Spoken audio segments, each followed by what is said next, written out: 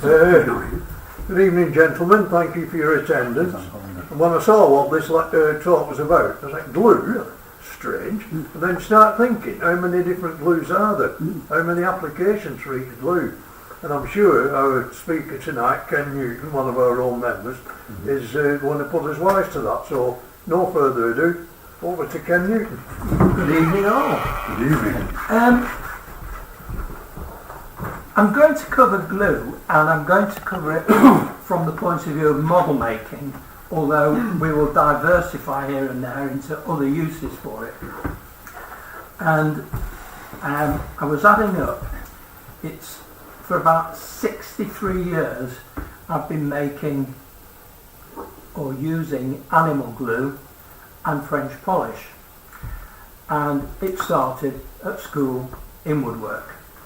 And I went to a technical high school, so there were a lot of technical subjects, metalwork, woodwork, and associated things. Engineering, drawing, all of those sorts of things. And for quite a lot of years, in the intervening years, I went on to use other adhesives. I built boats from when I was about 14 or 15. I've started off with canoes, and then I built sailing dinghies. I built bigger boats, so I've used a lot of epoxies over the years and watched glues develop. And so I'm going to cover sort of a little bit of rapid history on glues and what we've even got today. And I'm going to start, weirdly, with French polish, because you can't really call it glue, but you'll see when we go further on that it appears to adapt with lots of things.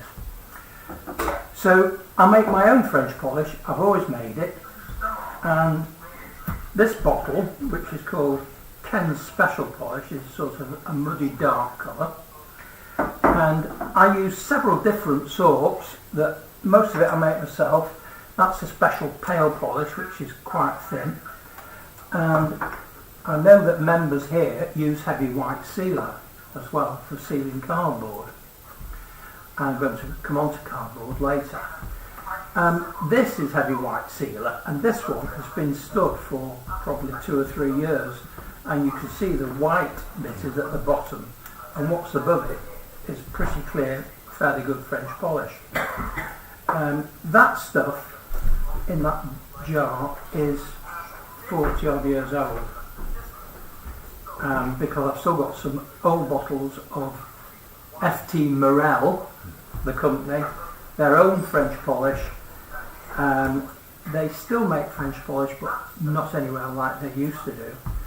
But this sealer is a grain filler as well, and that was what it was meant for. And I know a lot of people here use sealer as a shellac sealer, which is what French polish is, to seal cardboard. Now, the good thing about French polish is that to make it is so easy, it is beyond belief. You buy your selected flakes, garnet polish, which is usually quite dark, and that's probably mainly garnet. You just put the flakes in a jam jar, put some meths on. If you want, I use denatured ethanol as well, but I've used meths for donkey's years. Only thing to be careful of is that you don't get anything that's got added water. It's got to be 100% spirit. If you get stuff with water in, the polish will go off, and you'll see lots of instances on the internet and YouTube, if you look at it, where people say, oh, you can only use the polish for a short while. You'll see people that talk about using vodka and things like that for making French polish.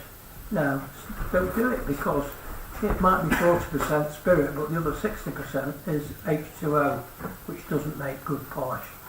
So stick with the spirit, make sure you know where you can get it from. Brushes, I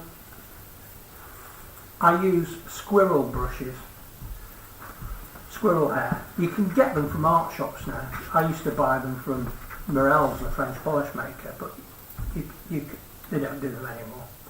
but all the art shops do squirrel brushes. Important that you use a squirrel brush, preferably. It'll go rock hard, and this is just, I call this is mess this. It's a wash. And if you've got a rock hard brush, you don't need to wash them out afterwards.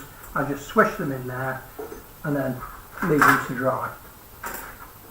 If it ends up rock hard, which it will, all you do is put it in the mess. I put that in, it was rock hard when I came tonight, and in 5-10 minutes it's soft and ready to use. When that gets really dark, and that's not really there yet, obviously the thicker, the more polish that gets into the wash, the harder your brush goes, but it still doesn't matter, it'll still sort out. Don't throw it away. I tip it in, it becomes Ken's special polish. And if it gets a bit thin, I just stick a few flakes in it. And eventually I'll get bits of all sorts of rubbish that go in this one, but I'm not really bothered.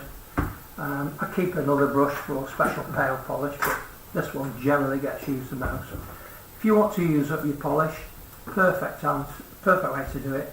Cardboard boxes that you use for storage, do the inside of them, because then they won't take up any moisture if they're in your workshop or your shed, and it waterproofs them.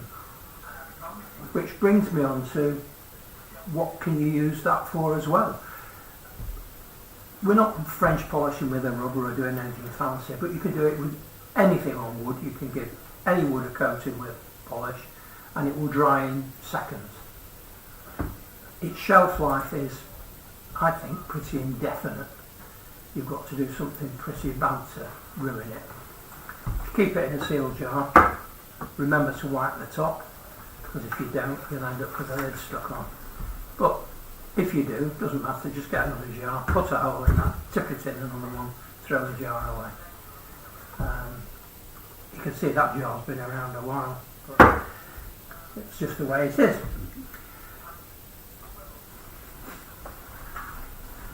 Another good use for French polish, and this is a really good one, good tip. I used to buy in the 60s and 70s ex-army tools, you know, with the good old chevron marking on, and used to find them in ex-army surplus places, and they looked dreadful. And the reason they looked dreadful was they got a coat of French polish on them, because that's what they used to put on to protect the metal. Somebody's nodding here. Yeah. And all you need to do is clean it off with a bit of mess. But that means if you've got one or two things and you think, oh, I don't want that to go rusty, or I want to protect it, or I'm not going to use it very often, put some French polish on it. It dries in seconds. You won't get any rust on it. When you want to use it, you can carry on using it with the French polish on. If not, you want to clean it up, bits of mess. Denatured ethanol, which is clear, and I think somebody the other night, was it you who mentioned that you could get clear mess? I can't remember. Yeah. Anyway, somebody mentioned on Tuesday night you could get clear. You can. Obviously the purple colour was put into it to stop people drinking it. And but I wouldn't advise you to try drinking that. Be careful as well, because I have seen, only because I'm a bit of a crackpot, and if I've got nothing better to do I might look on YouTube to see what somebody's talking about with French polish or something like that.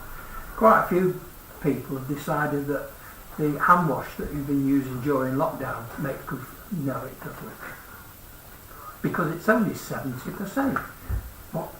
What do you think the other the other 30% is going to be? Whatever it might be, but it's not good for making French polish or whatever you want to call it.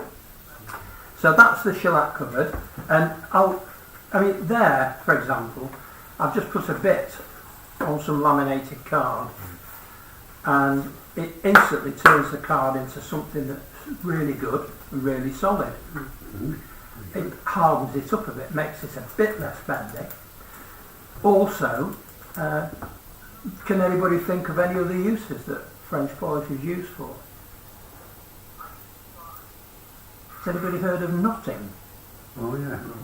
Knotting, which is the stuff that you put on knots in timber to stop them bleeding through paint, is French polish. Shellac, nothing else. And that gives rise to the next interesting point. You can paint on it, obviously, because any oil-based paint will go on top of it, but not necessarily water-based paint. So that's covered French polish, and so when you see it, great, always have a go at using it. There's a bit of something there that I did that yesterday. That's a piece of marine ply. And it's interesting, whilst we're on adhesives, I'll diversify slightly. Does anybody know why marine ply is called marine ply? Because it's meant for use in a marine environment, salt water. And that means two things which are very important: that the laminates in the ply are stuck together with a waterproof, not water resistant, but waterproof adhesive, and that the wood in each ply is also suitable for saltwater environment. And the other thing which not many people know about, and that's a good example, it will have no voids. If it's got any voids in it whatsoever, it's not suitable to be called marine grade. Now the next ply down the list, and this is still adhesives, will have a similar adhesive to this, if not the same adhesive, but the actual wood that they use is not suitable for a marine environment. But it's called WBP, and the WBP stands for water and boil proof. So it's still pretty good plywood, and it will stay fairly stable. Then you get on to birch face ply, which will go wibbly wobbly all over the place if it's wet and delaminate. In WBP you shouldn't find any voids, but you do occasionally find them. When they manufacture it, they usually put a filler in the void, so if you cut through it in the wrong place you might end up with a bit of filler falling out. That's just an aside, but it tells you which sort of glue they use, and I'll cover the actual glue shortly as well. The next thing I'm going to talk about is, I think I'll do it in this order, laminating card. And I brought here, anybody that buys card for model making, great, if you can get the right card that you want. But I'm going to show you now how to get free card forevermore. And they live in these packets to keep them passably dry. And you may recognise some of the things that come out of here. I'll pull a bunch out. See the boxes? All right. Nestle. It's got Special K. That's mine, the Special K. There'll be a huge bunch in here. Shredded wheat. Everything. But you will notice that you get different sorts of card on the back. These are quite nice actually. This is really nice, shiny stuff. This is shredded wheat. Is that a plastic film on it though? So, Is it a plastic film, you know, on the print side? no, That's still this card. is printed. I'll tell you about the problems with using this, but it's great source. Yeah. You can measure it with a micrometer, and then depending what you want to do, you can laminate it up to any size you want. The bit I gave to Les before, I think, is a bit of Kellogg's. Kellogg's tend to use these more basic brown card on the back. The worst one is one here, but sticking is Weetabix. And brought you one of these, you can feel, that's the one I throw away, the front cover, because it's embossed. And so you end up with Weetabix, Right. whether you like it or not. So, but I've just put one of those in just to show. I think they're the worst, but Weetabix are completely independent. It's quite a good card though. And it will, laminates okay. And I laminate them using generally PVA glues, which is what everybody that I know here, Les uses PVA, don't you, and Ralph, etc. And we'll talk about PVA in a minute, but that's your free source. The piece that I just gave to Les, which is, I think it was a piece of Kellogg's paper or card, and on this side is hot pressed watercolour paper that I just have a few bits and pieces of, and I laminated them together and I get 1 mil. Anybody who's laminated card like that will know that the big problem is when you use PVA, it's a water-based adhesive, and also the cards might dry at different rates, but eventually they will go flat. And what I've got underneath here, and that's why unfortunately I don't have any little bits of this weighs a ton. It's a tile. If you go into any tile shop and say, have you got anything that you don't use or end of the line, they'll put that pancake flat and they've got nice finish on them and they're perfect. I've not brought two, but you can use 2 of those. You can put a piece of card on the bottom and do them back to back, and I then use cling film, or sometimes I'm not bothered, I just put the adhesive on, but I don't want it to ooze out, so I keep it fairly thin around the edges, or I don't go to the edge and then trim the card afterwards. It's entirely up to you. If you put cling film on, that just seals the moisture in, it means it takes even longer to dry.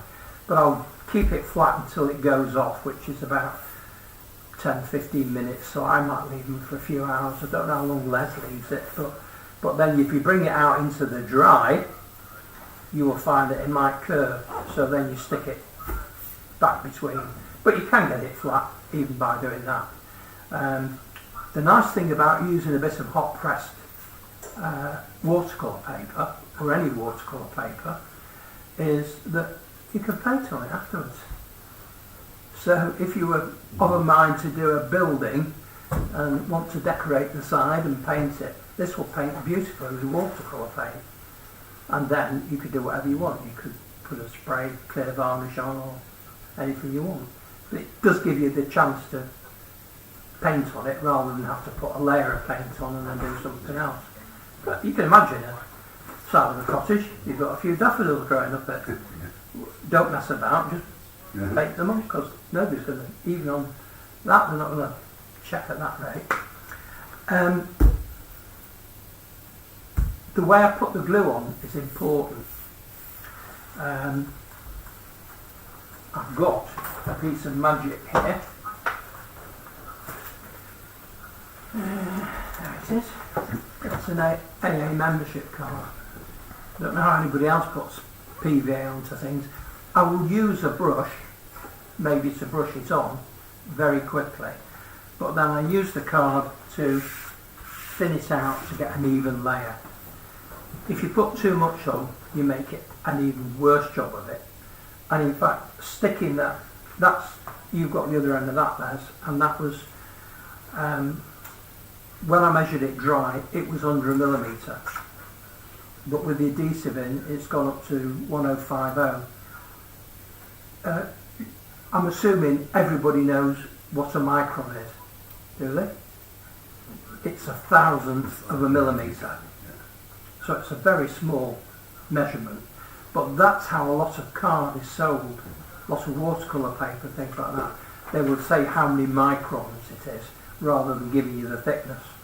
I think Dale Rowney Mountboard will come in correct me if I'm wrong, 1.3, 1.5. They do two. One's better quality. Other people's mount boards are different sizes. So again, you can work it out. But the adhesive on that is going to be at least 50 microns, maybe a bit thicker. And that was an incredibly thin layer. Sometimes I put too little on and the damn thing doesn't stick properly.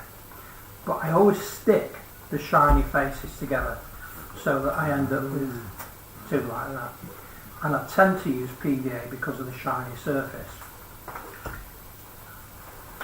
So that's the spreader I use. I'll show you the adhesive afterwards. What I've got.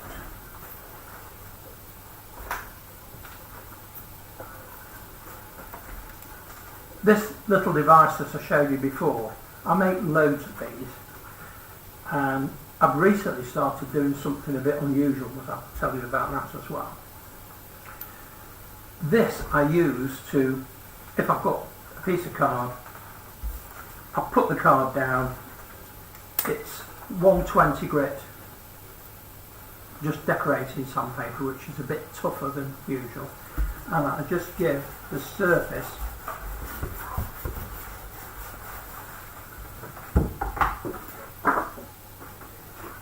see how that just knocks the surface off, because some of them the PVA doesn't quite grip, and just roughing it up that little bit means you get a much better joint. And then you need one of those. I'll get into trouble here. You just brush it off that, otherwise it just gets completely clogged up. But those are really useful to, just make them out of scraps. What I've recently started doing, I used to stick these on with, well, anybody wants to guess what I used to stick them on with? I used to use contact adhesive, Evo stick and things like that.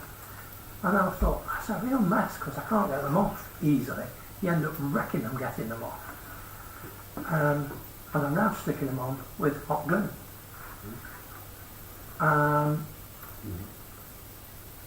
There is a potential slight problem.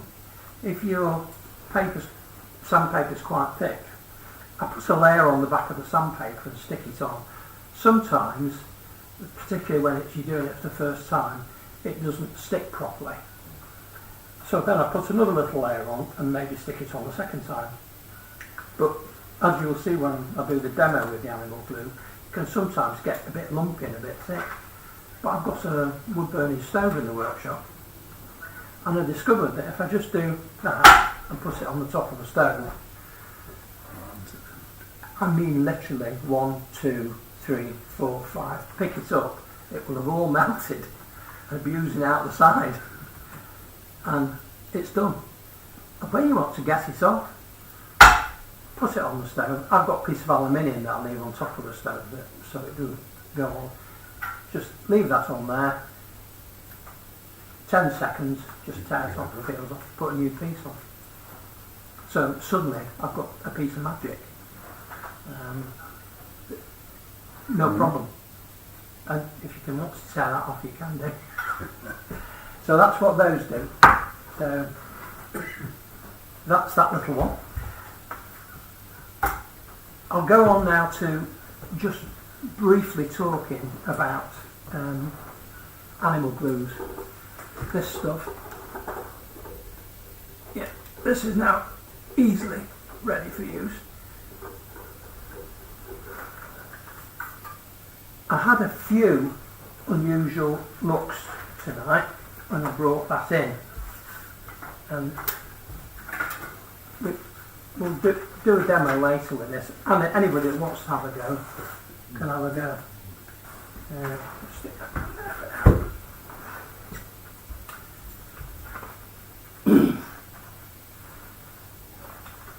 I have got some animal glue that was my grandfather's on my mother's side, and I will guarantee that it's 70 years plus old. Used to come in slabs. Does anybody remember it in big slabs?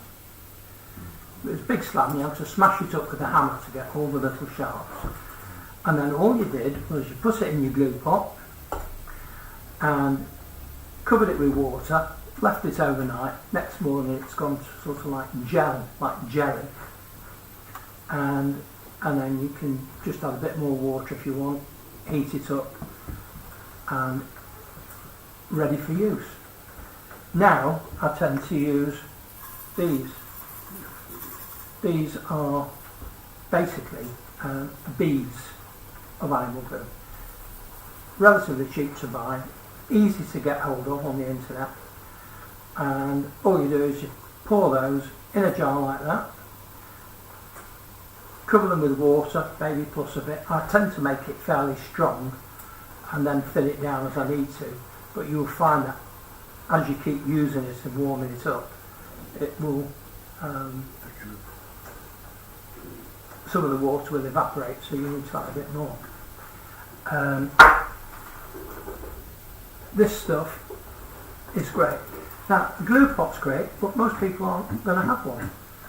So, I've come up with a simple idea. A lot of people said baby's bottle warmers, but baby's bottle warmers, again, are a bit iffy and not really great temperature control. That's a pan, yeah? In the bottom of it, I did try doing it with marbles, but I noticed that the marbles don't like getting too hot because they... be careful how I say this. Marbles from another country, and they've got little air globules inside them, and when the air expands, it pops the marbles. So I noticed that my wife had some ceramic beads for blind baking. So I pinched some of those, and that's what's in there. And they don't split because they're meant to go in an oven at much higher temperatures. And I put a few on the bottom just to keep the jar off the bottom of the pan, so it's not got direct heat. It's worse on a hot plate than it is on a gas one. But if you've got a thick bottom pan, maybe you get away with it. But putting a few of those on. Now I can pick that up with my fingers. It's not burning me because the temperature that you want the glue at is 70 centigrade. You don't want to boil it. So doing it this way, even if the water does boil, the likelihood is that you're going to have to go some to get it up. I've got this set on fairly low. It's probably a little bit thick at the moment. You can, if you test it, if you can see how that's a little bit thick. So I'll just try and put a bit more heat on that.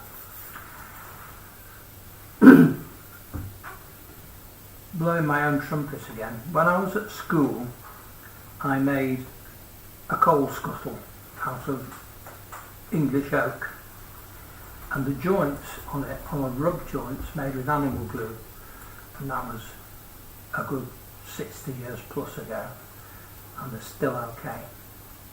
The magic about this glue, which would have been used in most furniture historically, is that it will last an awful long time.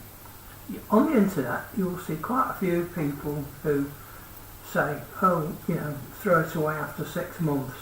Well, hang on a minute. If it's no good after 6 months, how come everything you make with it doesn't fall to bits? It does last a long, long time. And here's the other magic, like the French polish. You can regenerate this. So if you've got a joint with animal glue that's come unstuck and broken, because it will get fairly brittle, the simple way to sort it out is heat. Either a hot air gun, boiling water, steam, it'll all come off.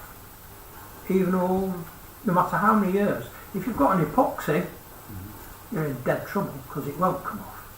And then it starts again or start doing something fairly major. So this is sort of the magic bit about this is that it will just come and go. You can heat it up, let it dry out. I've got some in there that must be that's the old original stuff that's in there. So the glue itself will have been heated up. Well, I've used the pot many times, but it will have been heated up several times, and the actual glue is donkey's years old. The big problem is that I've just got it boarding now, so I'll just go down because it'll take a while to get through. These cost peanuts. Well, I say peanuts, I don't know, fibre. It's a probe thermometer. So I can stick it in the glue.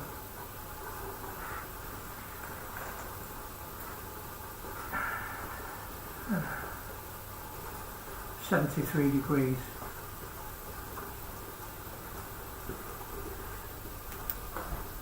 There's only one snag with this. What you end up with a thermometer that's got glue on it. But you can get it off with just hot water. So that would be ready for use now. I've got a variety of brushes. All of these have been used. I left this one just to show you what happens. Rock hard. But don't worry, just put it in some hot water. In a few minutes, soft again. This one has had quite a lot of use. This bit here, you can have a feel afterwards. It's like rock. That is an actual glue brush. They're all bristle brushes. This one is my first experiment with a synthetic fibre one, but they're not very good. This is the best, the bristle one. These are dirt cheap bristle brushes, and when you first use them, a few bristles will come out. But I mean, a pack of 3 of those is a couple of quid, so it's not worth bothering. But they do go, play a drum with it. But you can either leave it in the glue, or if you leave it in too deep, it'll do it in this hot water. The synthetic ones, I'll use this one and you'll see what happens, because this one, it has happened to many times and I can't believe it comes back straight, but it'll end up like a horrible mess at the end, because the synthetic fibres, obviously when they get hot, deform. But once you've washed it in boiling water and left it, they go back to normal. So you could use one if you're on a mind to. So I'll just stick something together with it, and I've got a few samples here that you can have a look at. I don't know if anybody know what a rubbed joint is. What you will find with animal glue is that it congeals very quickly, and another major advantage of it, and that's why I think it's brilliant stuff. I'm going to put some on here. I've got 2 pieces, and if you rub them just for a bit, you get a much thinner joint. Now you could clamp it. There you go.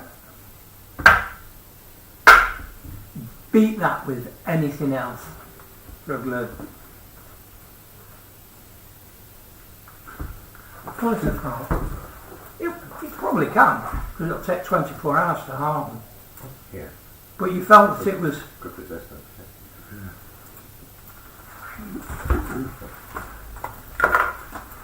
Yeah, probably. Yeah. If I heat this up, It'll go, yeah. it'll go. Yeah. But you saw how quick that grabbed. Yeah. And to show it, there's one I did yesterday. That's had 24 hours. That's solid as this one. That's right. Right, okay. In fact, I'd like to see the joint, isn't it? Yeah. Now the nice thing about the animal glue as well, it cleans up easy, hot water cloth. If you want to sand it, you can sand it. If you want to paint it, you can paint it. You want to varnish it, you can varnish it. It's what all the old-fashioned woodworkers used to use for veneering. I can remember my dad using it in his hobby of woodworking. But isn't it sad that we've forgotten Yes. It won't budge that. how good these things are. I mean, that's not complicated, is it? And it's cheap. Everything's free apart from the glue and the brush. The sad thing is, it's not brilliant for laminating polish card, but if you've got card that's already been stuck together, you know, the polished sides, it's brilliant for rougher card. And you can do the same. So in other words, if you're building something with card where you've already got a fairly porous stuff, or you've got bits of balsa wood sticks to it, brilliant balsa wood, and a hot air gun if you got stuck and you can delaminate anything with it, or hot water. I could take these off. The reason when I first started doing these, I used to use marine ply and then just put them in hot water to get the... And then I thought, actually, now I've got the hot surface, you know, I could use the hot plate on that with a bit of... I put a bit of aluminium sheet on, put it on the top, and it's off. So I don't need the bother of ending up with the surface wet and messing about. As you can see, I'm all for making life as simple and easy as you can. And it works. So,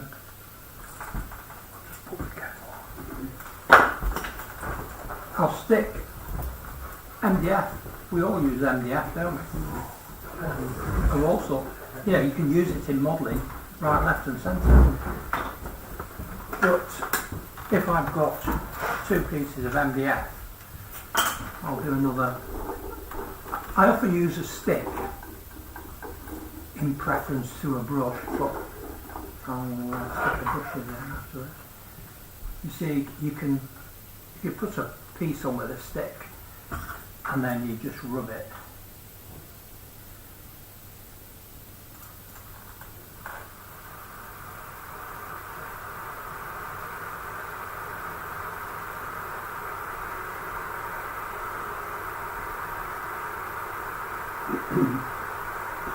So where do you get the garlic flakes from? The garlic flakes.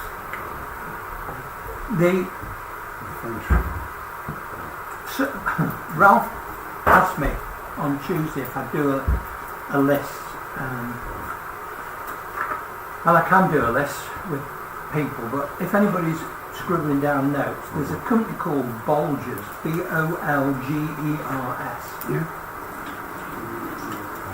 And there's a few names that people will know, like Liberon, you know, the French polish people, but they do all of the shellacs, they do all of the pearl glues, and they're not very dear to buy a kilo. I mean, if 2 or 3 of you got together, I mean, it's a couple of quid for a good blob of glue. It's certainly as cheap as PVA or anything else when you work out the cost. So Bolgers do shellac flakes, pearl glue. There's a company which I'll mention which is called Morels, but I've now they moved into a very specific marketplace now. They do a lot of spray lacquers for furniture and stuff, and they've dropped a lot of the French polish stuff. So you better off going somewhere. Oh, another good place, Axminster Power Tools. Everybody's heard of them, haven't they? They'll do shellac flakes, and they probably do pearl glue. I know they do shellac.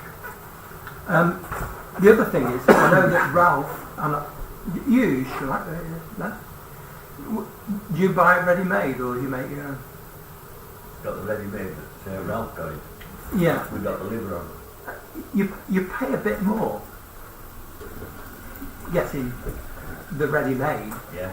and it's not hard. I mean, as long as you can pour a liquid in a bottle and put some flakes in, you're done. There is, that was what I was going to mention. If you're into French polishing, what they used to do is, once you've made the French polish, whichever sort you use with the shellac, If you let it stand for a long, long time, you'll get very clear stuff at the top and murky stuff at the bottom. And the stuff at the top is what they used to call tops polish. And that's what the French polishers wanted for doing the finest work. But I don't think for model making or for our particular needs it's going to get into that zone. But that's what they call tops. And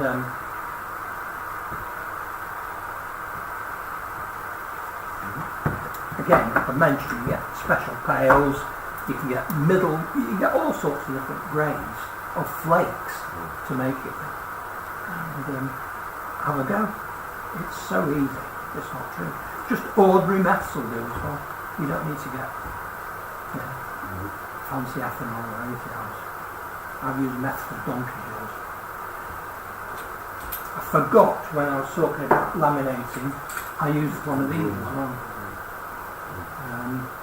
And that's, once I put the PDA glue on, I give this a good roll in. But you'd see that I'll laminate one later on. Right. And then else I've probably forgot to mention something amongst that. I'll just show you what happens with this as well. I'll leave that in there. And we'll have a look what the brush does afterwards. That's the bit I've just stuck. You can pass that round as well if you want. And that's had a few more minutes. Yeah.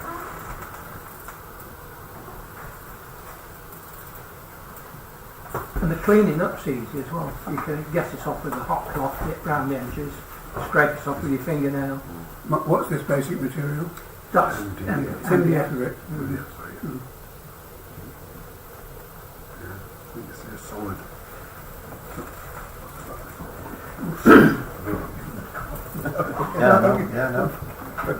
I'm going to show you. Have I maligned the internet a little bit? But I'll show you a trick I learned off the internet now. Still on adhesives. Who uses super glue?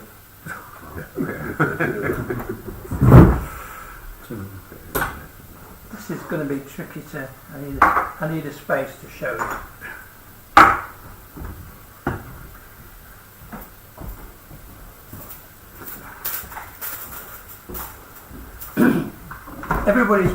You've probably seen endless different. Everybody and their dog does super glue. I tend to use now Everbuild. It's not because I'm not an Everbuild salesman, but it's dirt cheap. You can get it from Toolstation, Screwfix, anywhere. Now, first magic thing about super glue is, does anybody ever go off in a bottle and get really thick? And do you want to know how to stop that ever happening? This requires a benign woman, because you keep it in the fridge.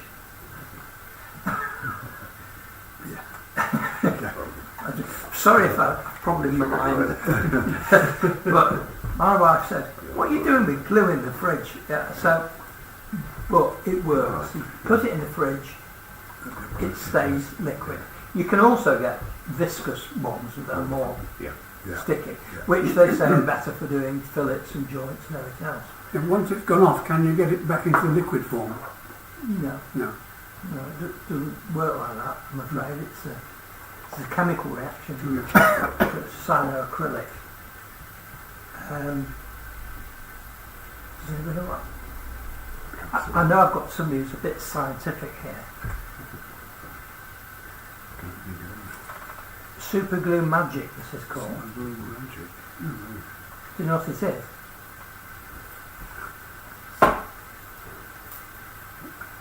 This is the trick. I've got to get it so I can get some super glue out, but that in itself might be a trick. We're in the fridge too long.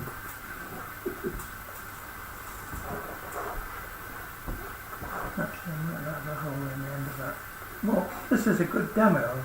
I had that trouble. all have that problem, don't they? Yeah, it's coming out. There you go. Now, that's liquid super glue, yeah? And if I put a bit of a super glue magic on it, That's baking powder, isn't it? Yeah, it is, yeah. Oh, that's not giving away your secret, scared. well, it's not I've heard actually of it, baking powder, but it's bicarbonate of sodium. It's the same stuff. Yeah. And it's now rock hard. Yeah. The only thing with that is, it does leave it a bit lumpy and discoloured if you wanted it on a... Yeah, but it I suppose so. does mean that instead of holding something for 10 minutes, Yeah. and this is when we're talking about whether sticking a bit of metal, a bit of brass onto a bit of something else, which you could do with super glue. Yeah. The trouble is, most of the time, by the time you've moved a bit, or you've not clamped it perfectly, or it's not gone off perfectly, you're in trouble. You can actually buy a spray that does that. Yeah, I was going to say there's like an actuator, like a glue, and I think it's Yeah. used for like woodwork, isn't it? The joint. Yeah. But I've used it for, well, for like I say, They call it mighty glue, and Yes, they yeah. charge you a fortune, They do. and it's probably just liquid. That, yes. Yeah. But you can have I can, that was really, I can go snap it now. I was doing a bit before, but you see it's fairly, it goes very quickly. Just a bit of madness that, but it works. The big clue there is keeping it in the fridge. Yes, yes, I've heard that, You can, How do you stop it clogging up the tube? you put poke hole on it. Yeah. There isn't an easy way of doing it. Does it keeping it in the fridge prevent What actually, this is an old bottle that I pulled. I did actually buy a new bottle because I thought, and I forgot to put the new bottle in. I put the old one in. I thought I'll put a new bottle in because then if you're doing a demo, you think you can actually buy, and I have some super glue remover, which when they first invented super glue, they didn't invent the super glue remover quick enough. Hence the reason why lots of people revelry, going out for this revelry on stag nights ended up stuck to lampposts and things. And they used to try and surgically separate people that got super glued together. Then they realised that after 24 hours, your skin naturally rejects it because of the oils in your skin. So if you do stick your fingers together, don't think, oh, I've got to put them in boiling water or get a scalpel or something. Just wait and it will feel alright. Have a glass of whiskey, go to sleep, and by the time you wake up, your fingers will be back to normal. That's interesting, but wasn't that the reason super glue was actually invented as a medical thing? Well, for sticking skin together to yeah, heal? the one that they use is slightly different. I mean, it's actually a cyanoacrylic. The cyano bit always worried me. In fact, the acrylic bit should worry you because did anybody watch the news today? Yes, What was it about acrylic nails? Did you see the one about nail polish? yeah. And women with the nails dropping off because, because they've got acrylic nails and the stuff when it's in its liquid state is quite dangerous. I suppose I should have started with the health and safety thing. I mean, you could burn your fingers. Well, you can burn your fingers, but I can touch that, so it's not that bad. But almost every product now has got endless stuff written on it. And you can also very easily, and I often do look them up, you can get data sheets. Data sheet looking them up, the manufacturer's data sheets is often very good because they will tell you quite useful information. Not that you want to know a lot of it, but it's often quite useful. Whilst I'm on that subject, I'll just diversify slightly. everybody has used PVA, haven't they? Yeah. Polyvinyl acetate. But I'm just going to do a little weird check. If I said that was D3, would anybody know what it meant? No. Well, there are 4 grades of white PVA glue. D1, D2, D3 and D4. This one's a D3. And it will tell you, usually, on the label. But what they don't tell you on the label is what it means. So you have to look up the data sheet. And the data sheet tells you that it'll give you the British standard spec on the PVA glue. But D3 is quite good. It's water resistant. It's not D4, which sometimes they define as waterproof, isn't really waterproof. It's heavily water resistant. But I've not got any D4. I don't know anybody that does D4. But as a build again, well, that's D3. So that's about as good as you get. For our modelling purposes, I would always tend to want to use D3 because at least it's got some water resistance. If it's in a cold environment or miserable environment, it's going to be a bit better.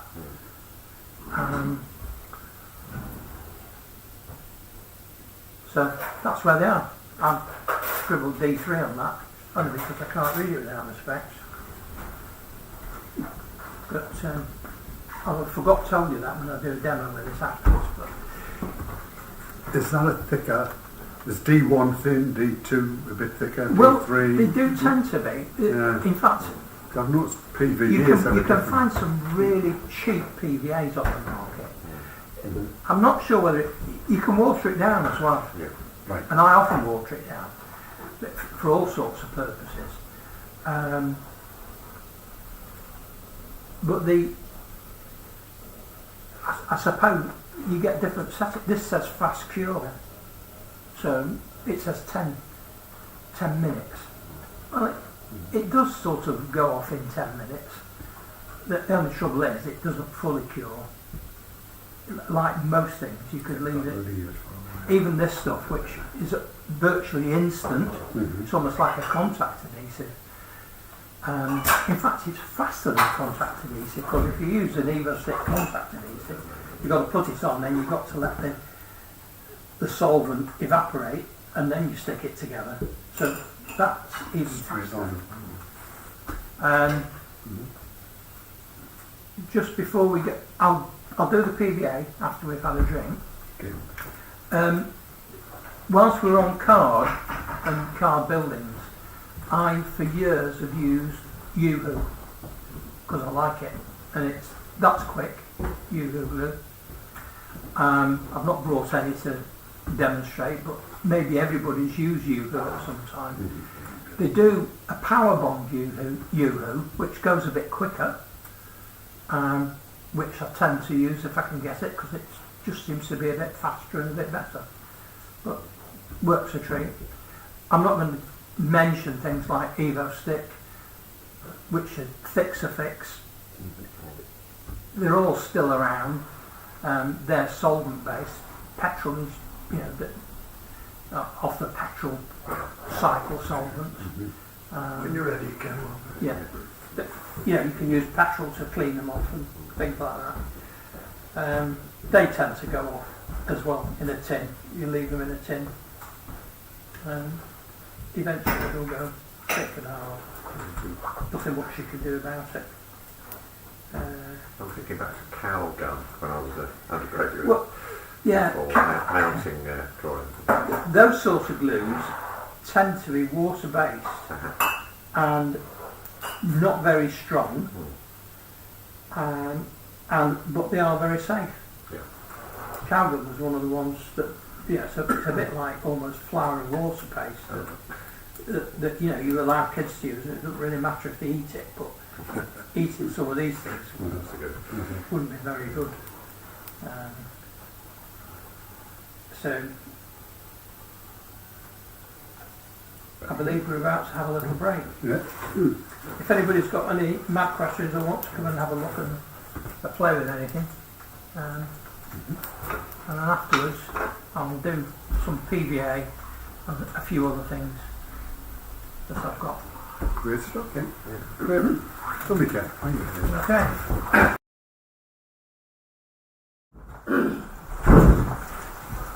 Just finishing off a little bit from the first half. So I'll put this away, but I'll just give you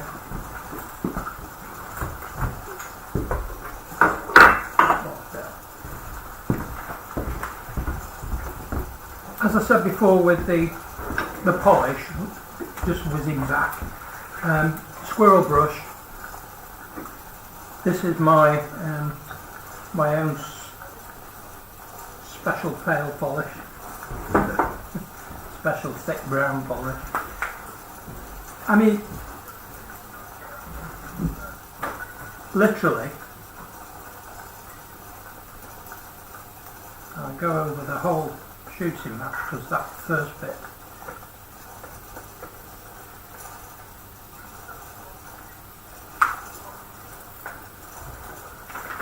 If you put a second coat on over the coat,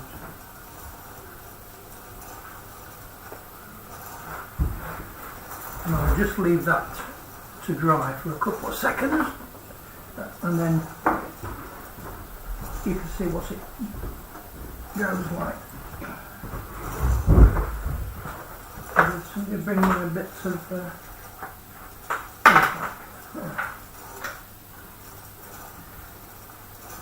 the other good thing about it is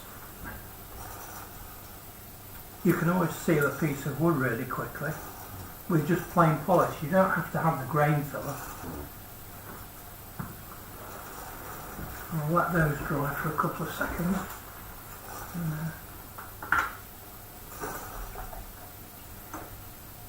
And that is literally, it's much easier if you see somebody do something than even talk about it. Yeah. That's all I do.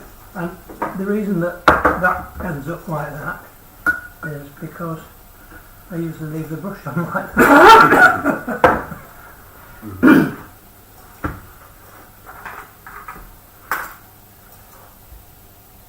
I'm going to just quickly, because we didn't really, I did it sort of in the interval, when I put the glue in here.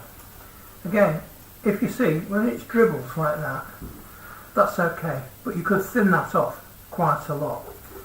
Now this brush, which is Right hair dryer. Well, I'll do it. it's usually not, well, Or is it not depends. hot If it's on the hot setting, you get fairly close.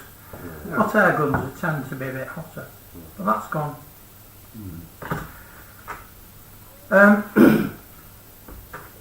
You can laminate up quite thick as well from card. I mean that's a good thickness. So any card, doesn't matter what it is, don't throw it away anymore. Get a zip top poly bag to keep it reasonably dry, and just gather them. You can make anything you want. Les has actually, Ralph has actually suggested, because I asked him, because I haven't got a laser cutter, how well you could cut through laminated card, which is something that he might comment on at a later date, because he said he'll have a go at trying some laminated stuff. I can't see why it wouldn't work. I know he wants to do some fencing. So. It might be a bit weird with the animal glue, because that would probably melt with the heat, but it only locally heat, so I don't know.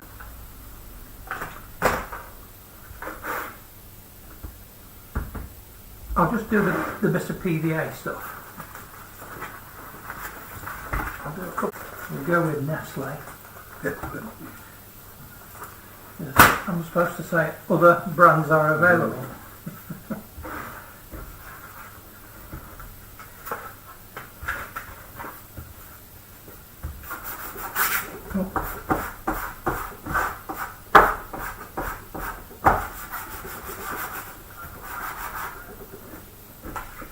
Mess that up a bit, but don't matter.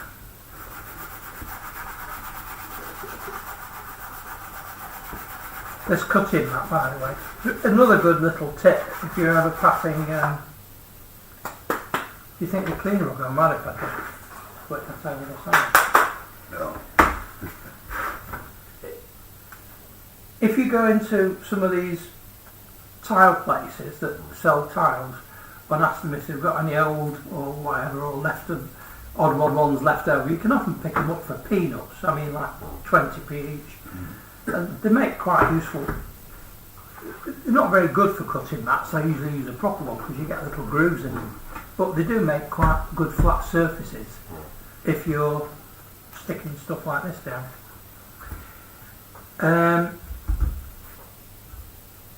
I'll do this one with PVA.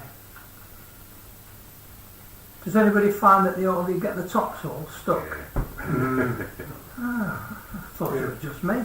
Look at that one. Clear the whistle. You know that they pull off, don't you? You could pull the end off and it'll click.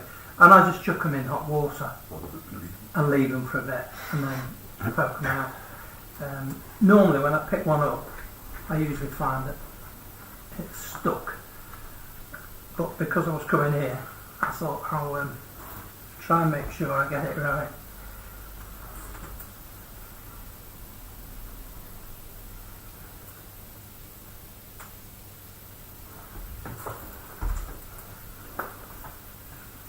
Now, this is the only thing that's I don't know if everybody does that or whether they use a brush, but you get such a...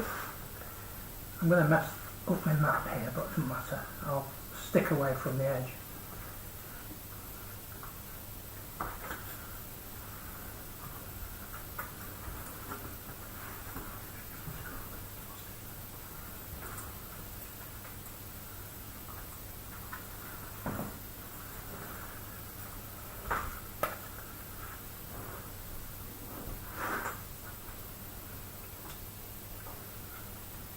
I'm going to stick it as possible.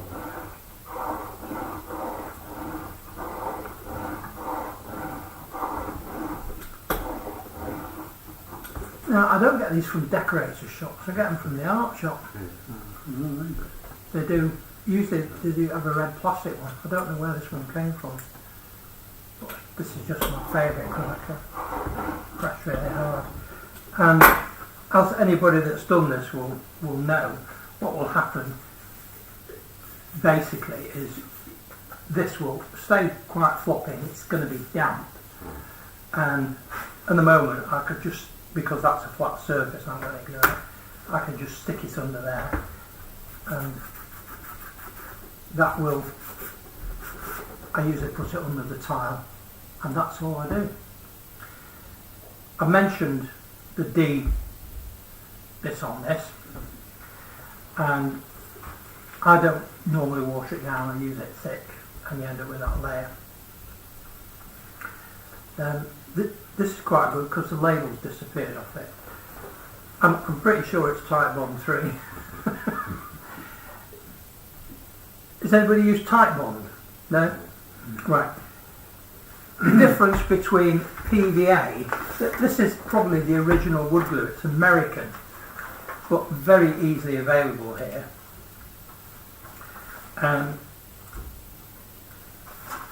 It's an aliphatic resin as opposed to a PVA. It dries really quick and it's very strong, and the Type Bond 3, which doesn't come under the UK rules as far as describing it, I think that's probably a D3. It may be a D4, but it's a good adhesive, very similar to PVA.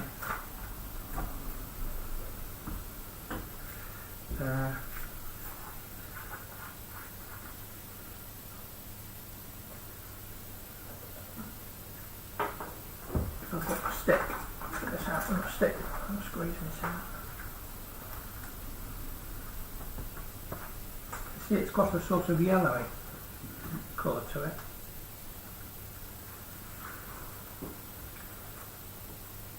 And that will stick card together very well. it does exactly the same as that. I think it's probably a little bit superior to PVA. Very good on wood, dries very quick, and it equally will sand and clear up. Doesn't seem to have quite the shine on it when it's dry. A lot of this particular PVA, the D3, has got quite a shine on it. And if you tried to watercolour or anything like that on it in a model, you need to put some primer on of some sort to get paint to stick on it. But very good. And this, you can. The only place that I can guarantee that I safely get it from is Axminster Power Tools. They seem to be really into it big time. I'll stick a bit of colour on that.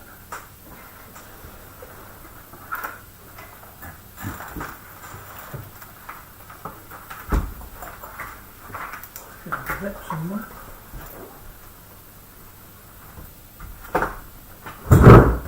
There's a bit.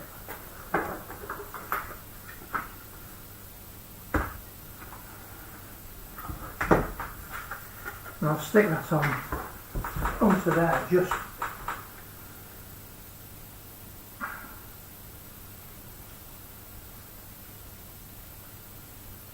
and I'm not even roughed up the surface on that, but we'll just see what it does afterwards. Now, interesting glues now.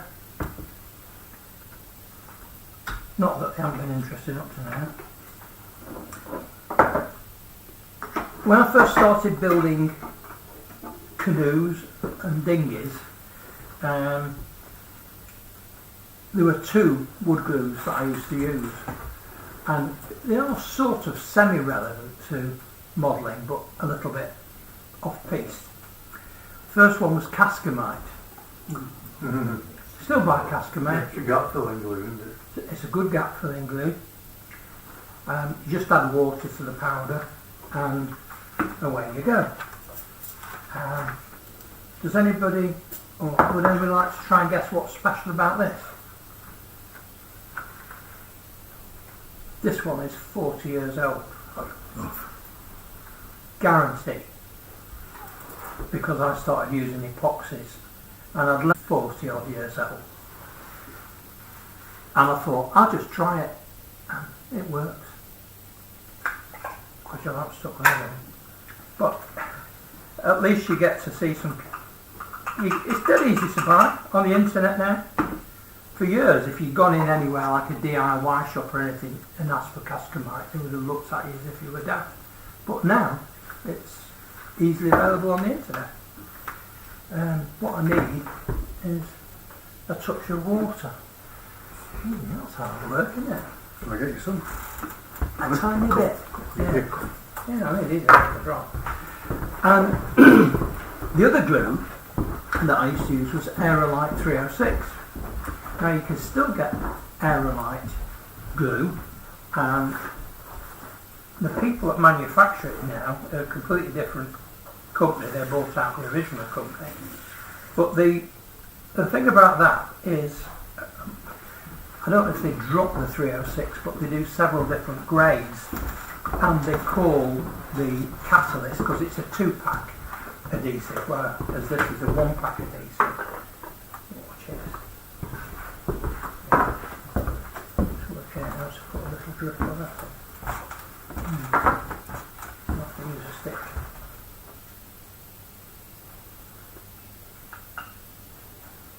You need very little water in it, really.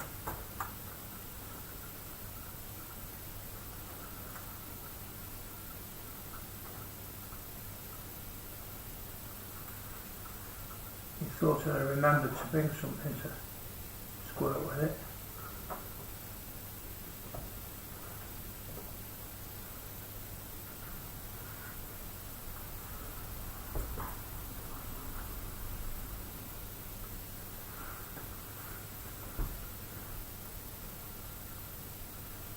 That's it.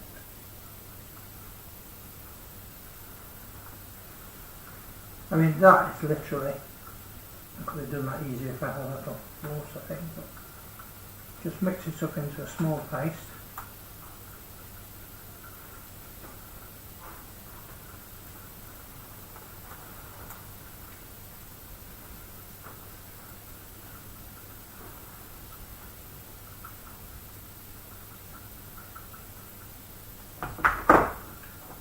Yeah, have a look at that afterwards if you want.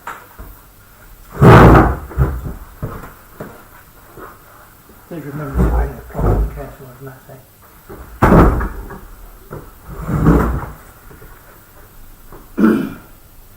That's all you do to mix that up.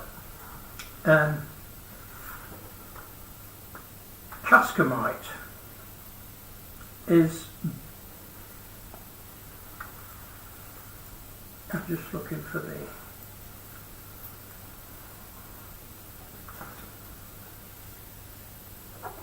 it's basically a single pack, I think it's a urea formaldehyde. Aerolite 306 is definitely a urea formaldehyde, but they use a catalyst which is formic acid. And you all know where formic acid is very commonly found? Ants. But I advise against putting ants in it because it's a catalyst.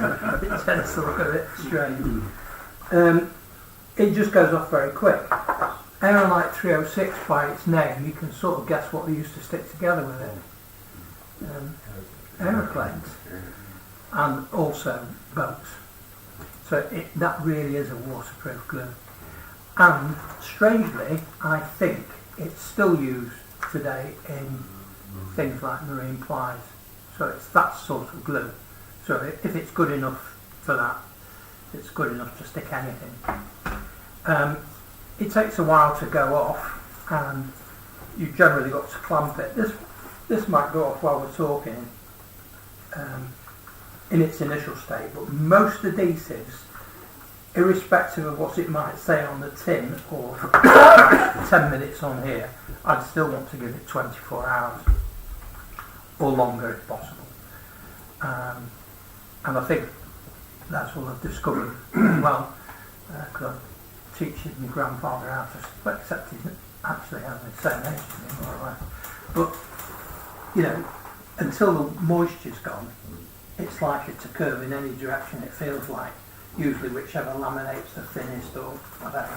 So don't panic about either way.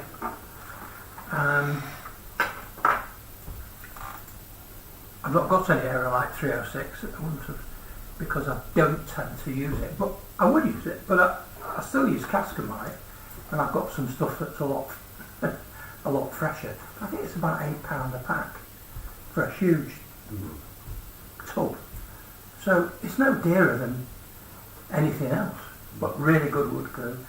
And I would suspect you could actually stick cards together with it if you wanted as well. It would work just as well as a PVA, but PVA is just ready to squirt, isn't it? So choice is yours.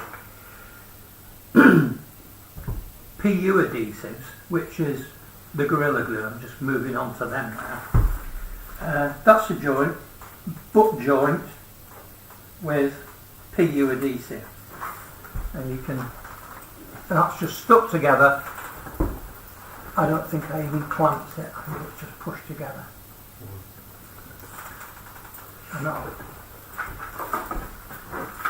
Now, when I said what I use for outside woodwork and boats and things like that now, I use epoxy.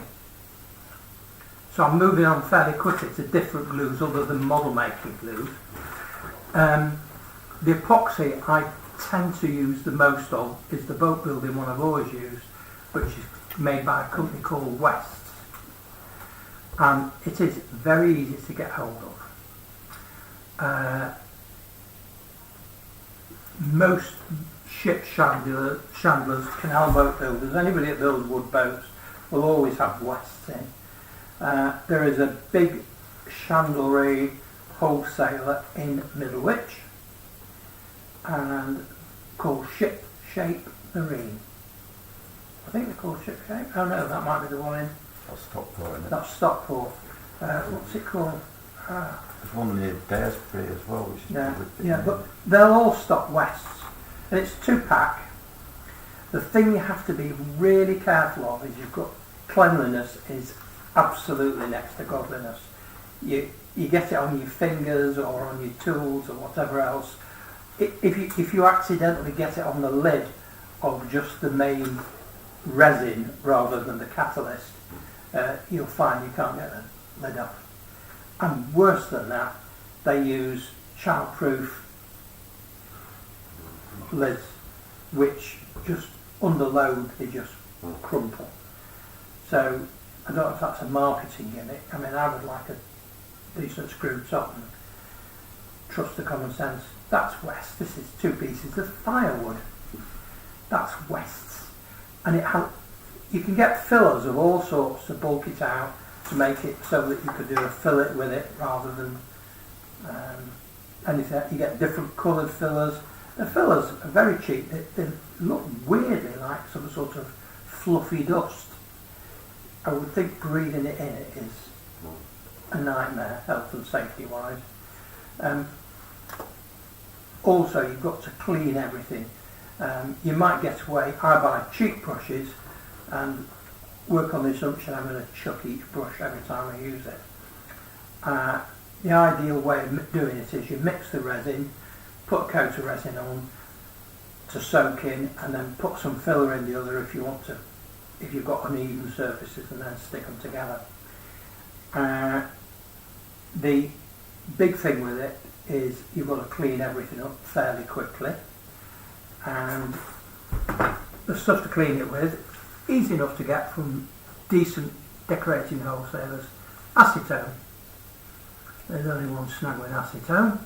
It kills brain cells. That's why I'm missing quite a few. I'll just hand it round if anybody wants to have a sniff. Does anybody know what acetone used to be used for a lot? Nail varnish. Yeah, nail varnish remover. Now they use acetone-free ones. But there again, they've invented gel nail polish, which is just as bad. You can have a smell of it. That won't acetone will also melt epoxy. That's more epoxy. So when we used to keep it in the boat, we used to keep it in a double container, because if you spilt a bottle of acetone in the boat, it went straight through the bottom. Good for track cleaning. Yeah, good for track cleaning, good for all sorts. So I've killed a few brain cells now. I'll pass that around. You're quite happy if you want to bust it. Ken, you mentioned this is a railway question. Yeah. You mentioned this glue called aerolite. Yeah, aerolite. Aerolite, right? Can you think why the North Eastern Railway had a locomotive called aerolite? As far as I know, it wasn't glued together. Well, I don't know, maybe North East is quite interesting because a lot of the adhesive people were based in the North East. Or might be named after the company that made it. Might be named after the company, that's the thought. Yeah. Or it could have been named after chocolate.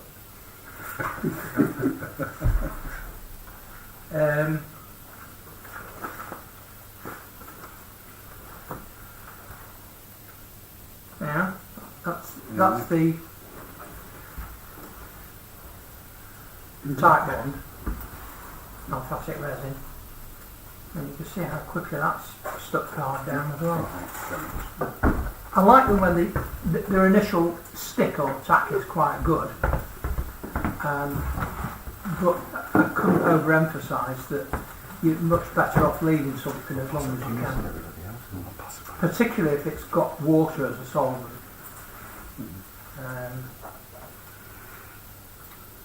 This stuff it will eventually go,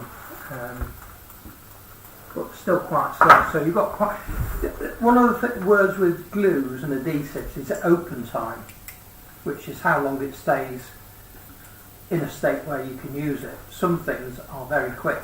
I mean, the open time on that is literally seconds, whereas the open time on cascamite might be, a good long time, half an hour, an hour. Open time on that now, on this particular one, is only theoretically 10 minutes. You probably get a bit longer. just jumping back, you see, for example, like if you use Evo Stick, if you put it on wet and you don't give it time to air dry before you contact adhesive, it takes forever to go off. It takes a long time. You can move it about for ages, but equally, you find it very hard to get a thin joint. You couldn't do a rub joint like the one I did on the other bit somewhere around here. Oh, there it is. You couldn't rub a joint with it because it always seems to bulk out a bit. You've got to clamp it.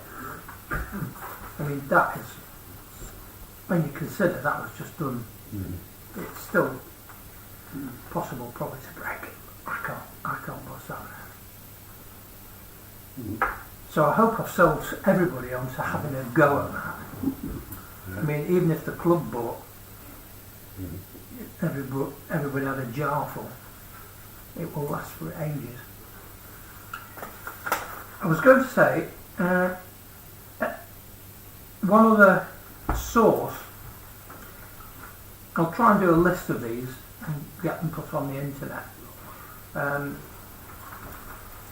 There's a firm based near Crewe, near Leighton Hospital, called Alexander Paper, and they do huge range of papers and cardboards, mainly for art purposes or mount boards, but always useful to know those places. They're wholesale, but anybody can go in, and you can always get cards or bulk sheets. A lot of the art suppliers will do sheets of watercolour paper as sheets rather than... Watercolour paper isn't cheap, but sometimes you can get offcuts. Because Alexander Paper, for example, I don't know whether the finish on this piece came from them, but when they're cutting to size from big sheets, they end up with bucketfuls of bits left over. You get a half a kilo bag for about £1 or something. That's the one that flashed out. You can see it's got a lovely finish on it. Beautiful paper. Let me just have a little look. Covers solvents.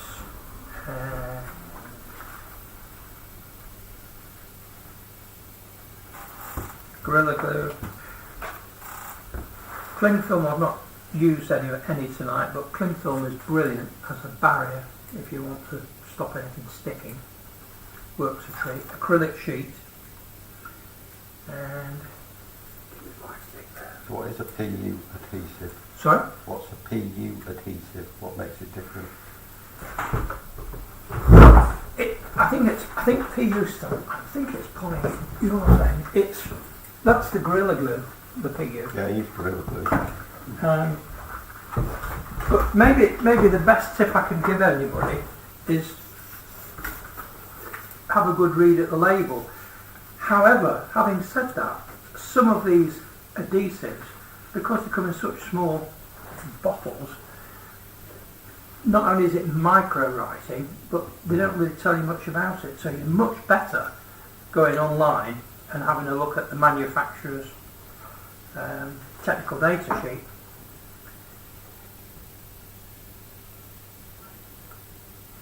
Oh no. I think this is one for you to say, Ken. Me? Yeah, it's another of these names. Contains dimethyl throxyphenyl siloxane trimethyl. Do we have a chemist in the press? Sticky stuff. So I'm pretty sure it's a PU though. I mean, it says stone, wood and more. Oh, ceramics, glass, ceramics, metal, stone, wood, foam and more. Well, it's going to be a good glue to cover all of those 100% effectively, but I've used it and it's quite good for quite a lot of purposes. Would you suggest putting all glues in the fridge like that one?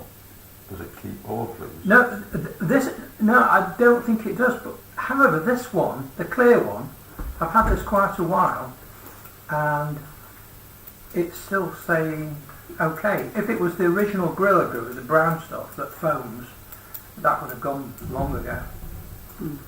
So this that glue, is that what you recommend for sticking white metal to brass?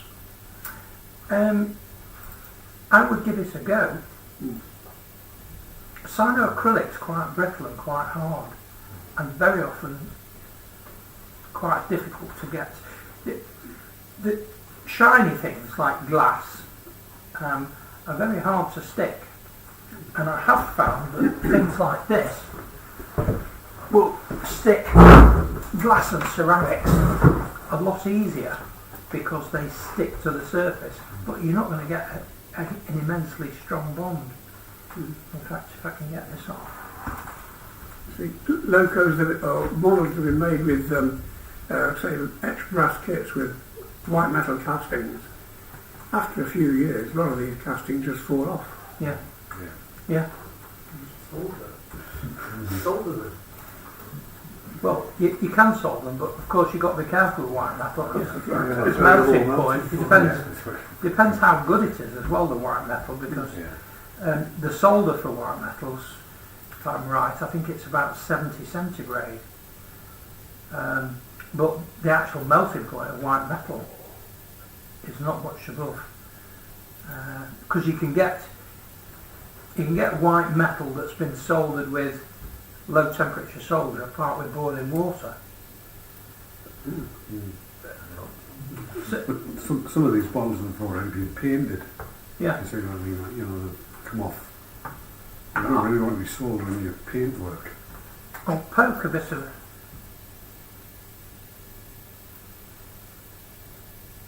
this is, it's usually a lot more liquid than that, but not, when I say a lot, not that much.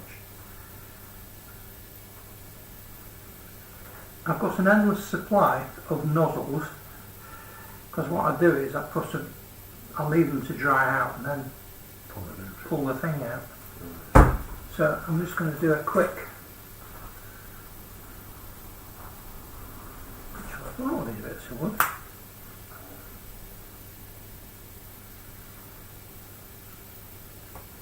Now you probably find that this would stick what you were talking about together quite well.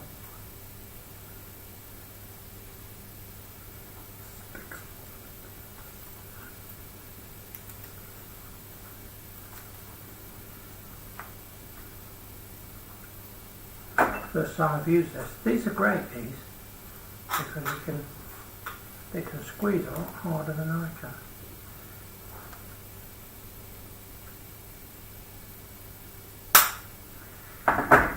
Now, deliberately put enough on so that it can squeeze out of it so you can see what it's like, but even now,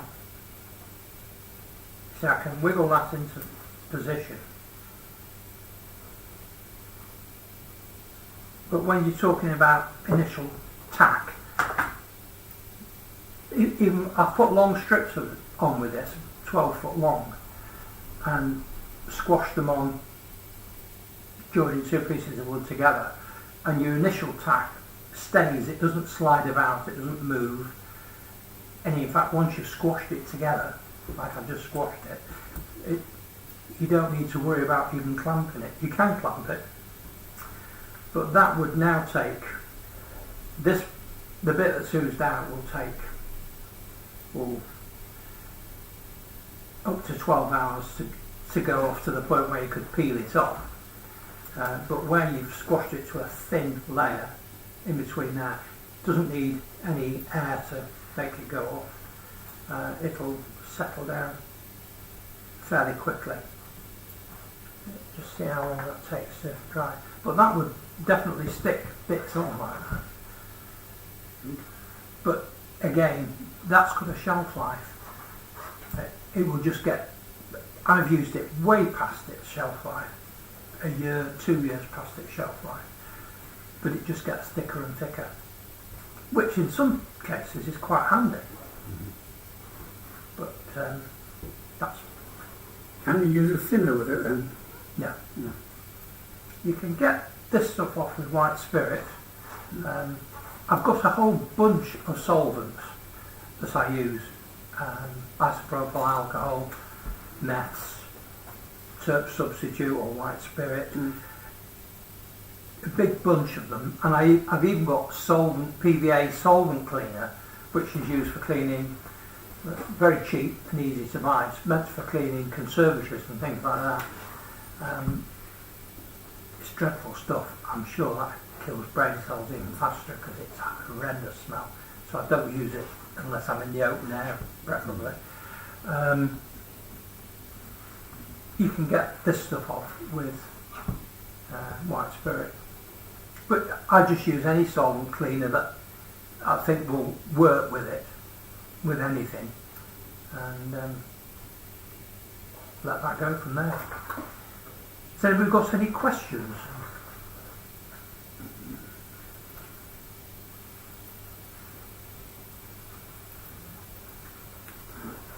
I've obviously worn your brain cells out. We've asked them as we go along. We'll probably think of them when we get home. Is there anything anybody wants to see done that I've not done?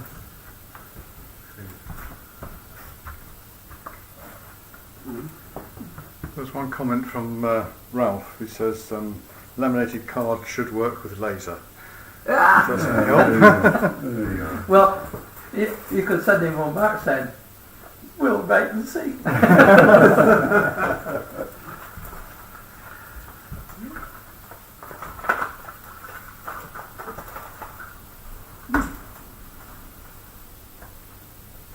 Let's just see if I've got anything else in there.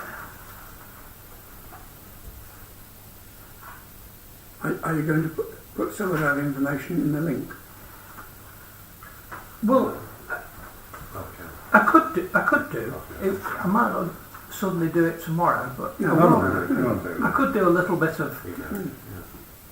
If I put down some of the people that the problem is, I have checked up on a few of the people. Like, I've not bought anything from that company called Morell's or FT Morell. They're in Heaton Chapel, and I used to go there many years ago because I used to use quite a lot of their stuff. But slowly over the years, they've gone into different things.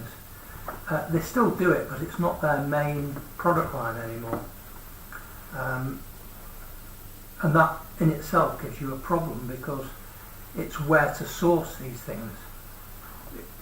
I'm not always 100% sure about some of the internet suppliers, and some of them are incredibly expensive with things that should be relatively cheap. But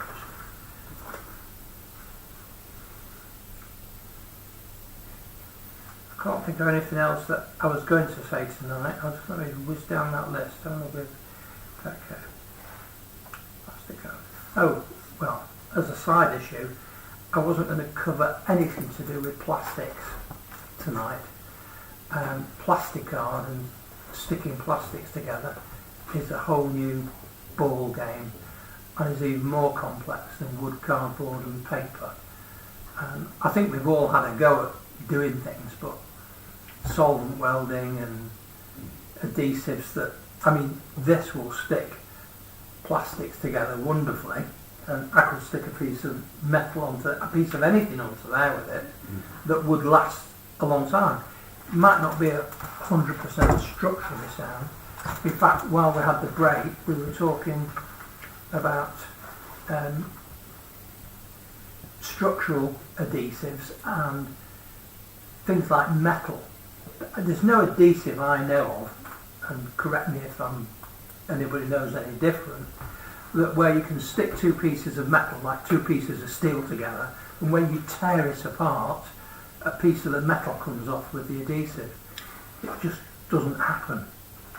Except in wood, you can find lots of adhesives, and this is when we were talking about how big is the surface area and what's 100 kilograms, because somebody questioned that. You can get lots of adhesives where you pull up two pieces of wood apart and you end up with pieces of wood stuck. So that adhesive is structurally stronger Yeah. than the material. But I don't know of anything that will do that in metal. Is that Stixall only available in... Well, very weird. You remember I said that this is Everbuild Stixall. And if you look at the bottom, you get lots of clues off the packets. It says a Seeker company. Seeker are the parent company, and they only supply the construction industry direct, generally speaking. And weirdly, Stixall was black, and the one that Seeker did under their own name, which was called Multi-Stick, was white. Yeah. And they didn't do white, and the other one didn't do black. And you think, what is going on here? It's the same company, make it in the same plant, and put it in the same tubes, but with different... And what's going on? Now you might find that white and black are available in this, and a couple of years ago, during lockdown, they brought out a clear one. So there's a clear one somewhere around that, and presumably they had a problem with the chemistry being able to make a clear one. They couldn't do it. They could make black, they could make white, but chemically, I've never bought a clear one, and I'd have to look at the technical information leaflet to see whether the clear one was exactly the same material. But, yeah, again, if in doubt, I'll try and see what happens. So, yeah, I use both the white and the black, but found it very weird. Easy to get hold of, both screw fix and... But you probably find something, I don't know, but I can't remember offhand, but you probably find something alien like Screwfix do the white one and Toolstation do the black one. But as they're always next door to each other, it's not a lot of work to work out which. So at that point, I think I'm done. Right, very good. Okay. Unless you've got any questions. Right, thank you very much, Ken. Okay. Yeah, great stuff. Certainly an eye-opener for me. I've never heard of rabbit-eye glue. Well, I told you earlier on. Are you sure there's no more questions, gentlemen? Yeah, I'll just mention that then when we've converted everybody. There's rabbit skin glue is what they use to make size for sizing artists' canvases. It's very much finer and very much better quality and lasts for 1,000 years. Must do, because I think the Mona Lisa, the back of that's rabbit eye glue. So it's lasted well, hasn't it? It has. It has. So much for somebody saying that rabbit glue's only got limited shelf life. Okay, thank you very much, Ken. Yeah, Can I ask thank you to show our appreciation to Ken in the usual manner?